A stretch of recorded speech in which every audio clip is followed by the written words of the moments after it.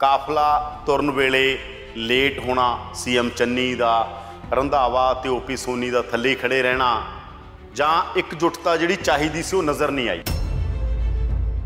ਹੁਣ ਚੰਨੀ ਤੇ ਸਿੱਧੂ ਸਹਿਜ ਨਹੀਂ ਆ। ਕਾਂਗਰਸ ਨੂੰ ਕਾਂਗਰਸ ਹੀ ਮਾਰੇਗੀ ਕਿਉਂਕਿ ਸੁਰ ਨਹੀਂ ਮਿਲ ਰਹੀ ਸੀ, ਅੱਖਾਂ ਨਹੀਂ ਮਿਲ ਰਹੀਆਂ ਸੀ, ਦਿਲ ਨਹੀਂ ਮਿਲ ਰਹੇ ਸੀ। ਵह फोटो च दिख रहे ਸੀ। ਇੱਕ जिथे बहुत ज़्यादा राजनीति होंगी उत्थे जीवन नहीं होंदा, ये कहा जाता। क्यों नहीं होंदा? क्योंकि जे तुसी इन्नी पॉलिटिक्स तो एक हैगी है ना, जे पॉलिटिक्स इन्नी भी ना होवे कि तुसी आप ही खत्म हो जाओ, उन्होंने सियासत की समझ नहीं, जिहड़ा बयाना चो राजनीति समझदा, जिहड़ा इकट्ठ चो राजनीति समझदा। इकट्ठ ते बयाना चो राजनीति समझ नहीं आती, वो तो बियॉन्ड कोई चीज़ां होंदियां ने राजनीति को अंडरस्टैंड करने, वो तुहाडी अख चाहिदी है। चेहरे पढ़ने पैंदे आ, चेहरे जो पढ़ रहे थे पता लग रहा सी वो माहौल अजे तक चल रहा। एक मंत्री के अस्तीफा देने की भी चर्चा चल रही है, कौन है मंत्री? वो मंत्री की भी सीएम चन्नी के नाल खड़की है, वो कई थावां ते नहीं गया। जो तुसीं पिछले दौरां च मंत्री दियां कुछ तस्वीरां देखोगे सीएम चन्नी दे एक मंत्री नहीं है, कई थावां ते नहीं है। कैप्टन दे नाल जो लड़ाई हुई है, जो जाखड़ ने कहा कि रंधावा साहब की देख रहे हो कैबिनेट के अंदर, वो इस्तीफा लिखा गया से, उस तरीके नाल कहंदे वो भी इस्तीफा लिख के जेब च पाई बैठा सीगा।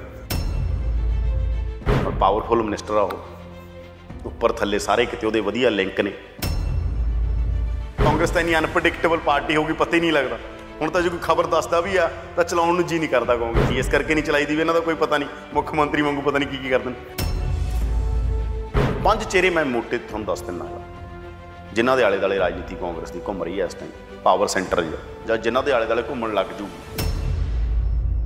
ਮਨਪ੍ਰੀਤ ਬਾਦਲ, ਪ੍ਰਕਾਸ਼ ਸਿੰਘ ਬਾਦਲ ਵਾਲਾ ਤਰੀਕਾ, ਜੋ ਪ੍ਰਕਾਸ਼ ਸਿੰਘ ਬਾਦਲ ਦਾ ਇੱਕ ਸਾਇਲੈਂਟ ਪੋਲਿਟਿਕਸ ਵਾਲਾ ਤਰੀਕਾ ਸੀ।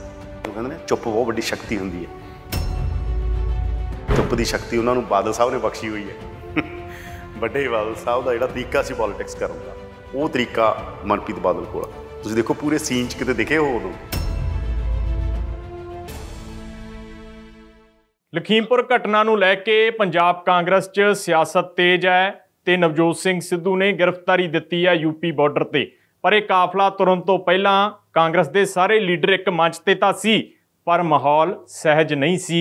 माहौल सहज क्यों नहीं सी, इसे ਨੂੰ ਡੀਕੋਡ ਕਰਾਂਗੇ। यादविंदर जी, सारे इकट्ठे ਤਾਂ ਸੀ पर माहौल असहज ਸੀ, क्यों? देखो ਜਿਹੜੀਆਂ ਦੂਰੀਆਂ ਇੱਕ ਵਾਰ ਪੈਦਾ ਹੋਈਆਂ ਨੇ ਉਹ ਦੂਰੀਆਂ ਨਜ਼ਰ ਆ ਰਹੀਆਂ ਸੀ ਅੱਜ ਵੀ। ਕਾਫਲਾ ਤੁਰਨ ਵੇਲੇ ਲੇਟ ਹੋਣਾ, ਸੀਐਮ ਚੰਨੀ ਦਾ ਰੰਧਾਵਾ ਤੇ ਓਪੀ ਸੋਨੀ ਦਾ ਥੱਲੇ ਖੜੇ ਰਹਿਣਾ ਜਾਂ ਇਕਜੁੱਟਤਾ ਜਿਹੜੀ ਚਾਹੀਦੀ ਸੀ ਉਹ ਨਜ਼ਰ ਨਹੀਂ ਆਈ। ਸਟੇਜ ਦੇ ਉੱਤੋਂ ਵੀ ਬਹੁਤ ਸਾਰਾ ਕੁਝ ਅਸਹਿਜ ਨਜ਼ਰ ਆ ਰਿਹਾ ਸੀਗਾ। ਤਾਂ ਉਹ ਸਹਿਜਤਾ ਕਾਂਗਰਸ 'ਚ ਅੱਜ ਪੈਦਾ ਨਹੀਂ ਹੋਈ। ਇਹਦੀ ਨੀਂਹ ਉਦੋਂ ਰੱਖੀ ਗਈ ਸੀ ਜਦੋਂ ਪ੍ਰਧਾਨ ਬਣੇ ਸਿੱਧੂ। ਉਸ ਤੋਂ ਬਾਅਦ ਜਦੋਂ ਮੁੱਖ ਮੰਤਰੀ ਵਾਲਾ ਚੈਪਟਰ ਖੁੱਲ੍ਹਿਆ, ਉਹ ਚੈਪਟਰ ਦੇ ਅੰਦਰ ਬਹੁਤ ਸਾਰਾ ਕੁਝ ਇਹੋ ਜਿਹਾ ਹੋਇਆ ਜਿਹਦੇ 'ਚ ਮੈਂ ਪਹਿਲਾਂ ਵੀ ਕਿਹਾ ਕਿ मतभेद नहीं मनभेद पैदा हो गए। कांग्रसियां च हुण मतभेद नहीं मनभेद ने, तो जो मनभेद पैदा हो जाण उदों फिर बहुत औखा हुंदा। जिवें सिद्धू ते कैप्टन एक स्टेज ते इकट्ठे नहीं हुंदे सी, प्रधान बनने तो बाद इक्को स्टेज कैप्टन ते सिद्धू दी सांझी सी, वो भी जिदन प्रधान वो बने सी, उस तो बाद एक भी स्टेज सांझी नहीं सी। इस करके वो जिहड़ा माहौल है वो लगातार तुरिया आ रहा। हुण चन्नी ते सिद्धू सहज नहीं आ। सीएम चन्नी आपां देखिया खड़े सी नाल, पर बॉडी लैंगुएज बहुत सारा कुछ कह रही सी, बहुत सारा कुछ माहौल कह रहा सीगा। तां जिथे चोणां नेड़े ने, चोणां नेड़े तां पार्टी एकजुट हुंदी है ते कांग्रेस दे अंदर सब तो वड्डी मार ही कांग्रेस नूं पै रही है पिछले 6 महीनों तो। पहलां सिद्धू वर्सेस कैप्टन, हुण भी वख-वख धड़े बन चुके ने। एक धड़ा नहीं है, हुण ते 2-3 धड़े, 3-4 धड़े कांग्रेस तुरे फिरदे ने। वो 3-4 धड़ियां दा ही असर है कि यही जी घटना जी च हाई कमान नूं ये दिखाउणा कि असीं तुहाडे सब तो वफादार हाँ, असीं इस प्रोटेस्ट शामिल हाँ। उहदे च भी आपो अपनी राजनीति सब दी सी, सब आपो अपनी राजनीति नूं साध रहे सी, सब अपने अपने तरीके नाल चल रहे सी। सहज माहौल नहीं सी। यही कारण आ कि कांग्रेस जिस तरीके नाल नुकसान होया, कांग्रेस नूं कांग्रेस ही मारेगी, कांग्रेस दा नुकसान कांग्रेस ही करेगी, कांग्रेस दा नुकसान कांग्रेसी ही करनगे। ये सारा कुछ दिख रहा, नज़र आ रहा है, क्योंकि चोणां 'च बहुता टाइम नहीं हैगा। ਜਿਹੜਾ ਮਾਹੌਲ ਕਾਂਗਰਸ ਚੱਲ ਰਿਹਾ, ਜੇ ਇਸੇ ਤਰ੍ਹਾਂ ਮਾਹੌਲ ਰਿਹਾ ਤਾਂ ਆਉਣ ਵਾਲੇ ਦਿਨਾਂ 'ਚ ਕਾਂਗਰਸ ਨੂੰ ਵੱਡਾ ਖਮਿਆਜਾ ਭੁਗਤਣਾ ਪਏਗਾ, ਕਿਉਂਕਿ ਸੁਰ ਨਹੀਂ ਮਿਲ ਰਹੀ ਸੀ, ਅੱਖਾਂ ਨਹੀਂ ਮਿਲ ਰਹੀਆਂ ਸੀ, ਦਿਲ ਨਹੀਂ ਮਿਲ ਰਹੇ ਸੀ। ਵਹ ਫੋਟੋ 'ਚ ਦਿਖ ਰਹੇ ਸੀ, ਇੱਕ ਫਰੇਮ 'ਚ ਜ਼ਰੂਰ ਦਿਖ ਰਹੇ ਸੀ, ਪਰ ਇੱਕ ਨਹੀਂ ਸੀ। ਇਹੀ ਚੀਜ਼ ਆ ਜਿਹੜੀ ਉਹ ਕਾਂਗਰਸ ਨੂੰ ਖਾ ਰਹੀ ਹੈ, ਪਹਿਲਾਂ ਵੀ ਤੇ ਹੁਣ ਵੀ। ਕਾਂਗਰਸ ਪਾਰਟੀ ਬਾਰੇ ਵੈਸੇ ਕਿਹਾ ਜਾਂਦਾ ਕਿ ਕਾਂਗਰਸ ਪਾਰਟੀ 'ਚ ਇਸ ਤਰ੍ਹਾਂ ਦੀ ਬਹੁਤ ਪਹਿਲਾਂ ਵੀ ਹੈ, ਕਾਂਗਰਸ ਦਾ ਕਲਚਰ ਆਏ, ਪਰ ਜਿਸ ਤਰ੍ਹਾਂ ਦਾ ਮਾਹੌਲ ਆ ਪੰਜਾਬ ਦਾ, ਔਰ ਜਿਸ ਤਰੀਕੇ ਨਾਲ ਜਦੋਂ ਚੰਨੀ ਹੋਰਾਂ ਨੂੰ CM ਬਣਾਇਆ ਗਿਆ ਔਰ ਅਨੁਸੂਚਿਤ ਜਾਤੀ ਜਦੋਂ ਕਾਰਡ ਖੇਡਿਆ ਗਿਆ, ਉਹਦੇ ਤੇ ਬਹੁਤ ਵੱਡਾ ਇੱਕ ਸਮਰਥਨ ਥੱਲੋਂ ਨਜ਼ਰ ਆ ਰਿਹਾ ਸੀਗਾ। ਪਰ ਉਹ ਵੀ ਅਲਟੀਮੇਟਲੀ ਜੇ ਇਸ ਤਰੀਕੇ ਨਾਲ ਚੀਜ਼ਾਂ ਚੱਲਣਗੀਆਂ ਤਾਂ ਡੈਮੇਜ ਹੋਏਗਾ, ਉਹ ਡੈਮੇਜ ਹੋ ਰਿਹਾ ਹੈਗਾ। ਕੀ ਕਾਂਗਰਸ ਸੇਮ ਪੇਜ ਤੇ ਆ ਜਾਏਗੀ ਜਾਂ ਕਾਂਗਰਸ ਦੀ ਇਹੀ ਤਰਾਸਦੀ ਰਹੇਗੀ? ਐਂਡ ਪਿਛਲੇ ਦਿਨਾਂ 'ਚ ਤਾਂ ਜਦੋਂ ਪਿਛਲੀ 2017 ਦੇ ਅੰਦਰ ਬਾਜਵਾ ਤੇ ਕੈਪਟਨ ਬਹੁਤ ਬੁਰੀ ਤਰ੍ਹਾਂ ਲੜੇ ਹੋਏ ਸੀ, ਬਾਜਵਾ ਨੂੰ ਗੱਦੀ ਤੋਂ ਉਤਾਰ ਦਿੱਤਾ ਗਿਆ ਸੀ, ਉਹਦੇ ਬਾਵਜੂਦ ਵੀ ਬਾਜਵਾ ਕੈਪਟਨ ਨਾਲ ਤੁਰ ਪਏ ਸੀ। ਕਿ ਹੁਣ ਇਹ ਸਾਰੇ ਮਨਭੇਦ ਦੂਰ ਕਰਕੇ ਤੁਰ ਪੈਣਗੇ? ਕਿ ਕੈਪਟਨ ਕਿੰਨਾ ਕੁ ਡੈਮੇਜ ਕਰਨਗੇ? ਜਿਨ੍ਹਾਂ ਦੀਆਂ ਟਿਕਟਾਂ ਕੱਟਣਗੀਆਂ ਕਿ ਉਹ ਕੈਪਟਨ ਨਾਲ ਤੁਰ ਪੈਣਗੇ? ਬਹੁਤ ਸਾਰੀਆਂ ਗੱਲਾਂ ਨੇ, ਬਹੁਤ ਸਾਰੇ ਅਜੇ ਕਾਂਗਰਸ ਲਈ ਚੈਲੰਜ ਖੜੇ ਹੋਣੇ ਨੇ। ਪਰ ਸਵਾਲ ਇਹ ਆ ਕਿ ਸਭ ਕੁਝ ਇਕੱਠਾ ਹੋ ਕੇ ਕਰ ਪਾਉਣਗੇ, ਜਿਹੜਾ ਅੱਜ ਨਜ਼ਰ ਨਹੀਂ ਆਇਆ। ਅੱਜ ਮੈਂ ਜਿਵੇਂ ਕਹਿ ਰਿਹਾ ਫਰੇਮ 'ਚ ਇੱਕ 'ਚ ਸੀ, ਨਾ ਦਿਲ ਮਿਲੇ ਸੀ, ਨਾ ਅੱਖਾਂ ਮਿਲੀਆਂ, ਤੇ ਨਾ ਹੀ ਭਾਸ਼ਾ ਮਿਲ ਰਹੀ ਸੀ, ਤੇ ਨਾ ਹੀ ਕੋਈ ਸੰਵਾਦ ਹੋ ਰਿਹਾ ਸੀ, ਤੇ ਨਾ ਹੀ ਕੋਈ ਪਿਆਰ ਦਿਖ ਰਿਹਾ ਸੀ। ਇਹ ਸਭ ਕੁਝ ਨਜ਼ਰ ਆ ਰਿਹਾ ਸੀ। ਸੁਰ ਨਾ ਮਿਲਣ ਦੇ ਕਾਰਨ, ਸੁਰ ਨਾ ਮਿਲਣ ਦੇ ਕਾਰਨ ਤਾਂ ਉੱਥੋਂ ਲੜਾਈ ਸ਼ੁਰੂ ਹੁੰਦੀ ਹੈ ਕਿ ਮੁੱਖ ਮੰਤਰੀ ਕੌਣ ਬਣੂਗਾ। ਪਹਿਲਾਂ ਜਾਖੜ ਦਾ ਨਾਂ ਚੱਲਦਾ, ਫਿਰ ਰੰਧਾਵਾ ਦਾ ਨਾਂ ਚੱਲਦਾ, ਸਿੱਧੂ ਨੂੰ ਕਿੰਨੇ ਵੋਟਾਂ ਪੈਂਦੀਆਂ ਨੇ, ਬਾਕੀਆਂ ਨੂੰ 5 ਜਾਣੇ ਸੀ ਇਹ ਮੇਨ ਜਿਹੜੇ ਆਪੋ ਆਪਣੀ ਇੱਕ ਸਿਆਸਤ 'ਚ ਲੱਗੇ ਹੋਏ ਸੀ। CM ਚੰਨੀ ਦਾ ਨਾਂ ਤਾਂ ਸਭ ਤੋਂ ਲਾਸਟ 'ਚ ਆਉਂਦਾ ਹੈਗਾ। ਹਾਲਾਂਕਿ ਬਹੁਤੇ ਲੋਕ ਕਹਿੰਦੇ ਆ ਇਹ ਸਕ੍ਰਿਪਟ ਪਹਿਲਾਂ ਹੀ ਤਿਆਰ ਸੀ, ਜਿਹੜਾ ਪਹਿਲਾਂ ਡਰਾਮਾ ਕੀਤਾ ਕਾਂਗਰਸ ਨੇ, ਹਾਈ ਕਮਾਨ ਨੇ, ਉਹ ਸਿਰਫ ਡਰਾਮਾ ਸੀ। ਚੰਨੀ ਦਾ CM ਬਣਨਾ ਤੈਅ ਸੀ, ਸਕ੍ਰਿਪਟ ਪਹਿਲਾਂ ਹੀ ਤਿਆਰ ਸੀ। ਕਿਉਂਕਿ ਜੇ ਤੁਸੀਂ ਦੇਸ਼ ਦੇ ਅੰਦਰ ਕੰਬੀਨੇਸ਼ਨ ਦੇਖੋਗੇ, ਉਹਨਾਂ ਦਾ ਜਗਨੇਸ਼ ਮੇਵਾਨੀ ਨੂੰ ਸ਼ਾਮਲ ਕਰਨਾ ਔਰ ਨਾਲ ਦੀ ਨਾਲ ਕਨ੍ਹਈਆ ਕੁਮਾਰ ਨੂੰ ਸ਼ਾਮਲ ਕਰਨਾ। ਇਸ ਦੇਸ਼ ਦੇ ਅੰਦਰ ਜਦੋਂ ਪੋਲੀਟਿਕਸ ਨੂੰ ਥਿਊਰਾਈਜ਼ ਕਰਨਾ ਹੋਵੇ, ਜਦੋਂ ਪੋਲੀਟੀਕਲ ਸਾਇੰਟਿਸਟ ਥਿਊਰਾਈਜ਼ ਕਰਦੇ ਨੇ, ਤਾਂ ਪੋਲੀਟਿਕਸ ਹੁੰਦੀ ਹੈ ਸੈਂਟਰ, ਲੈਫਟ ਤੇ ਰਾਈਟ। ਤਾਂ ਕਾਂਗਰਸ ਦੀ ਪੋਲੀਟਿਕਸ ਜਾਂ BJP ਦੀ ਪੋਲੀਟਿਕਸ ਇਸ ਦੌਰ 'ਚ ਕਹੀਏ ਸੈਂਟਰ ਟੂ ਐਕਸਟ੍ਰੀਮ ਰਾਈਟ ਆ, ਰਾਈਟ ਨਹੀਂ, ਐਕਸਟ੍ਰੀਮ ਰਾਈਟ। ਕਾਂਗਰਸ ਨੂੰ ਕਿਹਾ ਜਾਂਦਾ ਸੀ ਕਿ ਕਾਂਗਰਸ ਅਗਰ ਸੈਂਟਰ ਟੂ ਰਾਈਟ ਹੋਏਗੀ ਤਾਂ ਕਾਂਗਰਸ ਦੀ ਕੋਈ ਗੱਲ ਬਣੇਗੀ, BJP ਨੂੰ ਕਾਊਂਟਰ ਪਰ ਪਏ। ਪਰ ਕਾਂਗਰਸ ਆਪਣੇ ਪਿਛਲੇ ਰਾਹ ਚੱਲੀ ਹੈ, ਨਹਿਰੂ ਵਾਲਾ ਰਾਹ, ਜਿਹੜਾ ਨਹਿਰੂ ਦਾ ਸਮਾਜਵਾਦ ਦੇ ਨਾਲ ਰਿਸ਼ਤਾ ਰਿਹਾ, ਸੋਵੀਅਤ ਯੂਨੀਅਨ ਦੇ ਨਾਲ ਨਹਿਰੂ ਦਾ ਰਿਸ਼ਤਾ ਰਿਹਾ, ਇੰਦਰਾ ਦਾ ਵੀ ਰਿਸ਼ਤਾ ਰਿਹਾ। ਕਾਂਗਰਸ ਸੈਂਟਰ ਟੂ ਲੈਫਟ ਚੱਲੀ ਹੈ, ਉਹ 'ਚ ਸਮਾਜਵਾਦੀ ਵੀ ਨੇ, ਉਹ 'ਚ ਲੈਫਟ ਵੀ ਹੈ, ਉਹ 'ਚ ਦਲਿਤ ਖਾਸ ਤੌਰ ਦੇ ਉੱਤੇ। ਜਗਨੇਸ਼ ਮੇਵਾਨੀ ਜਿਹੜੇ ਦਲਿਤ ਅਸਮਿਤਾ ਯਾਤਰਾ ਕਰਦੇ ਨੇ ਦੇਸ਼ ਦੇ ਅੰਦਰ, MLA, ਉਹਨਾਂ ਨੂੰ ਸ਼ਾਮਲ ਕੀਤਾ ਗਿਆ, ਗੁਜਰਾਤ ਦੇ ਨੇ। ਕਨ੍ਹਈਆ ਕੁਮਾਰ ਨੂੰ ਸ਼ਾਮਲ ਕੀਤਾ ਗਿਆ। ਮੈਨੂੰ ਇਹ ਲੱਗਦਾ ਕਿ ਉਸੇ ਲੜੀ 'ਚ ਹੀ CM ਚੰਨੀ ਦਾ ਬਣਨਾ ਤੈਅ ਸੀਗਾ। ਪਰ ਜਿਹੜੀ ਕਾਂਗਰਸ ਨੇ ਖੇਡ ਕੀਤਾ, ਕਦੇ ਜਾਖੜ ਦਾ ਨਾਂ, ਕਦੇ ਰੰਧਾਵੇ ਦਾ ਨਾਂ, ਕਦੇ ਸਿੱਧੂ, ਆਪਣੇ ਤਰੀਕੇ ਨਾਲ ਸਾਰੇ ਬਣਨਾ ਚਾਹੁੰਦੇ ਸੀਗੇ। ਮਨਪ੍ਰੀਤ ਬਾਦਲ ਵੀ ਬੈਕਗਰਾਊਂਡ 'ਚੋਂ ਕੰਮ ਕਰ ਰਹੇ ਸੀਗੇ। ਉਹ ਸਾਰੀ ਗੱਲ ਨੇ ਕਾਂਗਰਸ 'ਚ ਬਹੁਤ ਵੱਡੀ ਖੇਮੇਬੰਦੀ ਪੈਦਾ ਕਰਤੀ, ਬਹੁਤ ਵੱਡੀ ਧੜੇਬੰਦੀ ਪੈਦਾ ਕਰਤੀ। ਸਾਰਿਆਂ ਨੂੰ ਇਹ ਲੱਗਦਾ ਗਾ ਕਿ ਇਹਨੇ ਮੇਰਾ ਨੁਕਸਾਨ ਕੀਤਾ, ਸਭ ਇੱਕ ਦੂਜੇ ਪ੍ਰਤੀ ਇਹ ਨੇ। ਸਿੱਧੂ ਨੂੰ ਲੱਗਦਾ ਇਹਨਾਂ ਨੇ ਮੇਰਾ ਨੁਕਸਾਨ ਕੀਤਾ, ਉਹਨਾਂ ਨੂੰ ਲੱਗਦਾ ਇਹਨਾਂ ਨੇ ਮੇਰਾ ਨੁਕਸਾਨ ਕੀਤਾ। ਸਾਰਿਆਂ ਨੇ ਇੱਕ ਦੂਜੇ ਬਾਰੇ ਬੋਲੇ ਇਹ ਨਹੀਂ ਬਣਨਾ ਚਾਹੀਦਾ। ਪਰ ਜਿਹੜਾ ਕਿਹਾ ਗਿਆ ਕਿ CM ਚੰਨੀ ਲਾਸਟ 'ਚ ਉਹਨਾਂ ਨੇ ਬਣਾ ਦਿੱਤਾ, ਮੈਨੂੰ ਲੱਗਦਾ ਇਹ ਪਹਿਲਾਂ ਹੀ ਸਕ੍ਰਿਪਟਡ ਸੀ। ਤੇ ਇਹ ਇਸੇ ਕਰਕੇ ਆ ਸਾਰੇ ਜਿਹੜੇ ਹੁਣ ਖਮਿਆਜ਼ੇ ਭੁਗਤ ਰਹੀ ਹੈ ਕਾਂਗਰਸ, ਜਿਹੜਾ ਤੁਸੀਂ ਸਵਾਲ ਕੀਤਾ, ਉਹ ਇਸ ਕਰਕੇ ਭੁਗਤ ਰਹੀ ਹੈ ਕਿਉਂਕਿ ਉਹ ਸਭ ਕੁਝ ਦੇ ਦੌਰਾਨ ਜੋ ਹੋਇਆ, ਜੋ 1-2 ਦਿਨ ਹੋਇਆ ਨਾ, ਉਦੋਂ ਉਹਨੇ ਮਨਭੇਦ ਦੂਰ ਪੈਦਾ ਕਰਤੇ, ਉਹਨੇ ਮਨਾਂ 'ਚ ਦੂਰੀਆਂ ਬਣਾਤੀਆਂ। ਸਭ ਨੂੰ ਲੱਗਣ ਲੱਗ ਗਿਆ ਤਾਂ ਯਾਰ ਮੇਰਾ ਕੱਟੜ ਵਿਰੋਧੀ ਹੈ। ਜਿਹੜੇ ਕਦੇ ਇਕੱਠੇ ਹੁੰਦੇ ਸੀਗੇ, ਜਿਹੜੇ ਕਦੇ ਇੱਕ ਮੀਟਿੰਗਾਂ 'ਚ ਬਹਿੰਦੇ ਸੀ, ਜੇ ਤੁਸੀਂ ਦੇਖੋ ਪਹਿਲੀ ਮੀਟਿੰਗ ਆ ਜੀ, CM ਚੰਨੀ ਵੀ ਸੀ, ਜਿਹੜੀ ਕੈਪਟਨ ਦੇ ਖਿਲਾਫ ਪਹਿਲੀ ਬਗਾਵਤ ਆ ਪੰਚਕੂਲੇ 'ਚ ਮੀਟਿੰਗ, ਕੌਣ ਸੀ ਉਹ 'ਚ? ਰੰਧਾਵਾ ਵੀ ਸੀ, ਸਿੱਧੂ ਨੂੰ ਸਪੈਸ਼ਲੀ ਕਾਲ ਕਰਕੇ ਬੁਲਾਇਆ ਗਿਆ। ਉਹ ਬੰਦੇ ਅੱਜ ਆਪਸ, ਤੁਸੀਂ ਉਹਨਾਂ ਦਾ ਮਾਹੌਲ ਦੇਖ ਲਓ ਕੀ ਹੈਗਾ, ਨਜ਼ਰ ਆ ਰਿਹਾ। ਉਹ ਤਾਂ ਉਹਦਾ ਤਸਵੀਰਾਂ 'ਚੋਂ ਨਜ਼ਰ ਆਉਂਦਾ। ਜੇ ਕੋਈ ਪੜ੍ਹਨਾ ਆਉਂਦਾ ਹੋਵੇ, ਮੈਂ ਅਕਸਰ ਕਹਿਣਾ ਹੁੰਦਾ ਸਿਆਸਤ, ਉਹ ਬੰਦਾ ਬਹੁਤ, ਉਹਨੂੰ ਸਿਆਸਤ ਦੀ ਸਮਝ ਨਹੀਂ ਜਿਹੜਾ ਬਿਆਨਾਂ 'ਚੋਂ ਰਾਜਨੀਤੀ ਸਮਝਦਾ, ਜਿਹੜਾ ਇਕੱਠ 'ਚੋਂ ਰਾਜਨੀਤੀ ਸਮਝਦਾ। ਇਕੱਠ ਤੇ ਬਿਆਨਾਂ 'ਚੋਂ ਰਾਜਨੀਤੀ ਸਮਝ ਨਹੀਂ ਆਉਂਦੀ ਹੁੰਦੀ। ਉਹ ਤੋਂ ਬਿਯੋਂਡ ਕੋਈ ਚੀਜ਼ਾਂ ਹੁੰਦੀਆਂ ਨੇ ਰਾਜਨੀਤੀ ਨੂੰ ਅੰਡਰਸਟੈਂਡ ਕਰਨੀ, ਉਹ ਤੁਹਾਡੀ ਅੱਖ ਚਾਹੀਦੀ ਹੈ। ਨੰਗੀ ਅੱਖ ਨਾਲ ਕੋਈ ਚੀਜ਼ਾਂ ਨਹੀਂ ਦਿਖਦੀਆਂ ਹੁੰਦੀਆਂ, ਉਦੋਂ ਅਗਲੇ ਤੁਸੀਂ ਦੇਖ ਸਕਦੇ ਹੋ। ਤਾਂ ਉਹ ਅੱਜ ਨਜ਼ਰ ਆ ਰਿਹਾ ਸੀ। ਬਹੁਤ ਸਾਰੇ ਜੋ ਤੁਸੀਂ ਦੇਖ ਰਹੇ ਸੀ ਨਾ, ਉਹਨਾਂ ਦੇ ਮਤਲਬ ਖੜਨ ਦਾ ਤਰੀਕਾ, ਉਹਨਾਂ ਦੇ ਚਿਹਰੇ ਪੜ੍ਹਨੇ ਪੈਂਦੇ ਆ। ਉਹ ਚਿਹਰੇ ਜਦੋਂ ਪੜ੍ਹ ਰਹੇ ਸੀ ਤਾਂ ਪਤਾ ਲੱਗ ਰਿਹਾ ਸੀ ਉਹ ਮਾਹੌਲ ਅਜੇ ਤੱਕ ਚੱਲ ਰਿਹਾ ਹੈਗਾ। ਇੱਕ ਮੰਤਰੀ ਦੇ ਅਸਤੀਫਾ ਦੇਣ ਦੀ ਵੀ ਚਰਚਾ ਚੱਲ ਰਹੀ ਹੈ, ਕੌਣ ਆ ਮੰਤਰੀ? ਦੇਖੋ, ਇੱਕ ਮੰਤਰੀ ਹੈ ਜਿਹਦਾ ਅਸਤੀਫਾ ਤਿਆਰ ਸੀ, ਉਹਦੇ ਤੇ ਦਬਾਅ ਪਾਇਆ ਗਿਆ ਕਿ ਨਾ ਅਸਤੀਫਾ ਦਿਓ। ਉਹਦੇ ਕਲੋਜ਼ ਬੰਦਿਆਂ ਨੇ ਵੀ, ਹੋਰਾਂ ਨੇ ਵੀ ਕਹਿੰਦੇ ਆ। ਉਹ ਮੰਤਰੀ ਦੀ ਵੀ CM ਚੰਨੀ ਦੇ ਨਾਲ ਖੜਕੀ ਆ, ਉਹ ਕਈ ਥਾਵਾਂ 'ਤੇ ਨਹੀਂ ਗਿਆ। ਜੇ ਤੁਸੀਂ ਪਿਛਲੇ ਦੌਰਾਂ 'ਚ ਮੰਤਰੀ ਦੀਆਂ ਕੁਝ ਤਸਵੀਰਾਂ ਦੇਖੋਗੇ CM ਚੰਨੀ ਦੇ, ਉਹ 'ਚ ਇੱਕ ਮੰਤਰੀ ਨਹੀਂ ਆ, ਕਈ ਥਾਵਾਂ 'ਤੇ ਨਹੀਂ ਆ। ਤੁਹਾਨੂੰ ਸਮਝ ਆ ਜਾਏਗਾ, ਸਮਝਣ ਵਾਲੇ ਸਮਝ ਲੈਣਗੇ ਕਿਹੜਾ ਮੰਤਰੀ ਸੀਗਾ ਉਹ, ਕਿਉਂਕਿ ਸਾਡੇ ਕੋਲ ਅਸੀਂ ਕਹਿੰਦੇ ਕਨਫਰਮੇਸ਼ਨ ਜਦੋਂ ਹੋਵੇ ਆਪਾਂ ਉਦੋਂ ਹੀ, ਹੋ ਸਕਦਾ ਅਜੇ ਵੀ ਉਹਦਾ ਮਨ ਹੋਵੇ, ਪਰ ਇੱਕ ਮੰਤਰੀ ਅਸਤੀਫਾ ਦੇਣ ਨੂੰ ਤਿਆਰ ਬੈਠਾ ਸੀ। ਹੋ ਸਕਦਾ ਦੇ ਵੀ ਦੇਵੇ। ਤਾਂ ਉਹ ਮੰਤਰੀ ਦਾ ਇਹੀ ਸੀਗਾ ਕਿ ਸਿਸਟਮ ਮੁਤਾਬਕ ਕਾਂਗਰਸ ਨਹੀਂ ਚੱਲ ਰਹੀ। ਕਦੇ ਕੋਈ ਇੱਕ SP ਲੱਗ ਜਾਂਦਾ, ਕਦੇ ਕੋਈ ਇੱਕ SSP ਲੱਗ ਜਾਂਦਾ, ਕਦੇ ਕੋਈ ਇੱਕ IG ਲੱਗ ਜਾਂਦਾ, ਬਾਕੀ ਪੂਰੇ ਦਾ ਪੂਰਾ ਸਿਸਟਮ ਠੀਕ ਨਹੀਂ ਆ। ਇਹ ਉਹ ਮੰਤਰੀ ਦੀ ਨਾਰਾਜ਼ਗੀ ਸੀਗੀ ਕਿ ਅਸੀਂ ਕਿਸ ਦੇ ਲਈ ਕੈਪਟਨ ਅਮਰਿੰਦਰ ਸਿੰਘ ਨੂੰ ਉਤਾਰ ਕੇ ਅਸੀਂ ਆਹ ਸਾਰਾ ਕੁਝ ਕੀਤਾ ਗਾ, ਕਿ ਇਸ ਗੱਲ ਲਈ ਕੀਤਾ ਗਾ। ਤਾਂ ਉਹ ਮੰਤਰੀ ਕਹਿੰਦੇ ਅਸਤੀਫਾ ਤਿਆਰ ਕਰੀ ਬੈਠਾ। ਜਿਵੇਂ ਕੈਪਟਨ ਦੇ ਨਾਲ ਜਦੋਂ ਲੜਾਈ ਹੋਈ ਹੈ, ਜੋ ਜਾਖੜ ਨੇ ਕਿਹਾ ਕਿ ਰੰਧਾਵਾ ਸਾਹਿਬ ਕੀ ਦੇਖ ਰਹੇ ਹੋ ਕੈਬਨਿਟ ਦੇ ਅੰਦਰ, ਉਹ ਅਸਤੀਫਾ ਲਿਖਿਆ ਗਿਆ ਸੀ। ਉਸੇ ਤਰੀਕੇ ਨਾਲ ਕਹਿੰਦੇ ਉਹ ਵੀ ਅਸਤੀਫਾ ਲਿਖ ਕੇ ਜੇਬ 'ਚ ਪਾਈ ਬੈਠਾ ਸੀਗਾ। ਪਰ ਉਹ 'ਤੇ ਕਾਫੀ ਪ੍ਰੈਸ਼ਰ ਪਾਇਆ ਗਿਆ ਕਿ ਨਾ ਤੁਸੀਂ ਅਸਤੀਫਾ ਨਾ ਦਿਓ, ਇਹੋ ਜਿਹਾ ਕੰਮ ਨਾ ਕਰੋ, ਕਾਂਗਰਸ ਦਾ ਨੁਕਸਾਨ ਹੋ ਜਾਏਗਾ। ਪਰ ਉਹ ਮੰਤਰੀ ਪਿਛਲੇ ਦਿਨਾਂ ਤੋਂ ਕਿਤੇ ਨਜ਼ਰ ਨਹੀਂ ਆ ਰਿਹਾ, ਔਰ ਪਾਵਰਫੁਲ ਮਿਨਿਸਟਰ ਆ ਉਹ, ਉੱਪਰ ਥੱਲੇ ਸਾਰੇ ਕਿਤੇ ਉਹਦੇ ਵਧੀਆ ਲਿੰਕ ਨੇ।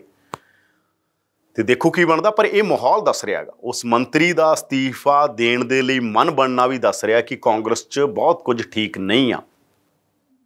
ਅਤੇ ਬਹੁਤ ਕੁਝ ਠੀਕ ਇਸ ਕਰਕੇ ਨਹੀਂ ਆ ਕਿਉਂਕਿ ਇੱਕ ਸੈਟਲਮੈਂਟ ਹੋਣੀ ਹੁੰਦੀ ਆ।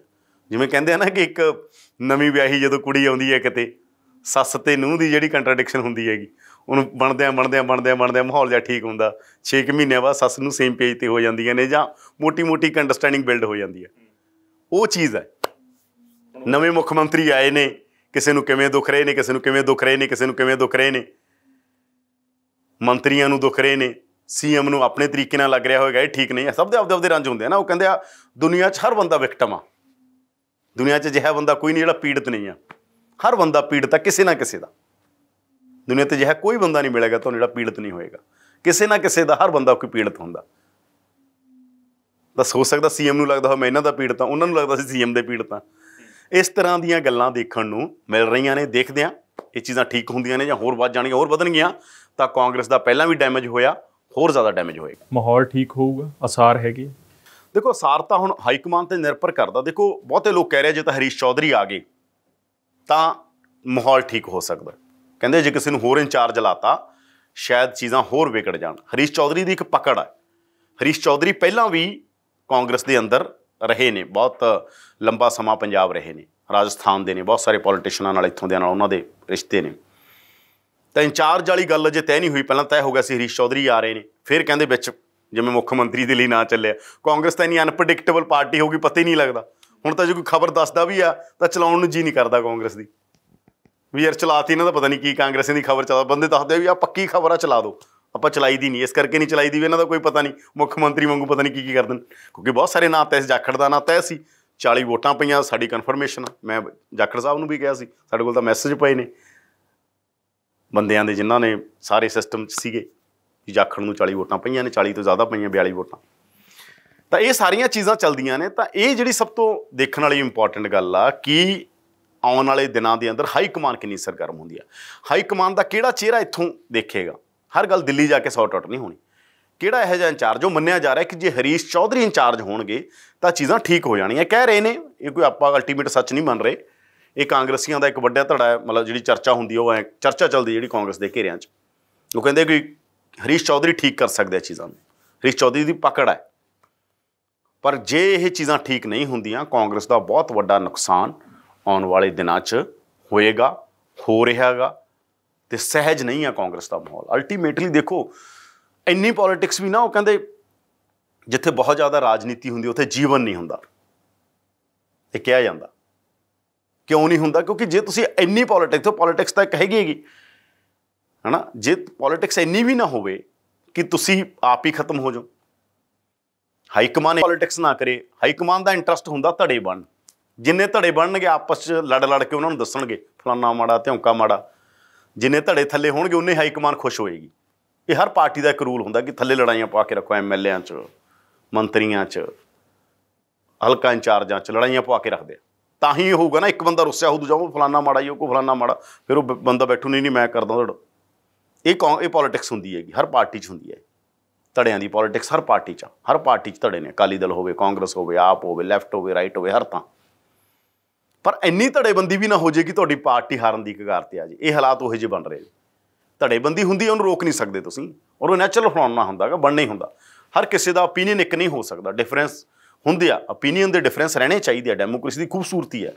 ਸਾਰੀ ਸਹਿਮਤ ਕਿਉਂ ਹੋਣ ਕਿਸੇ ਗੱਲ ਦੇ ਉੱਤੇ?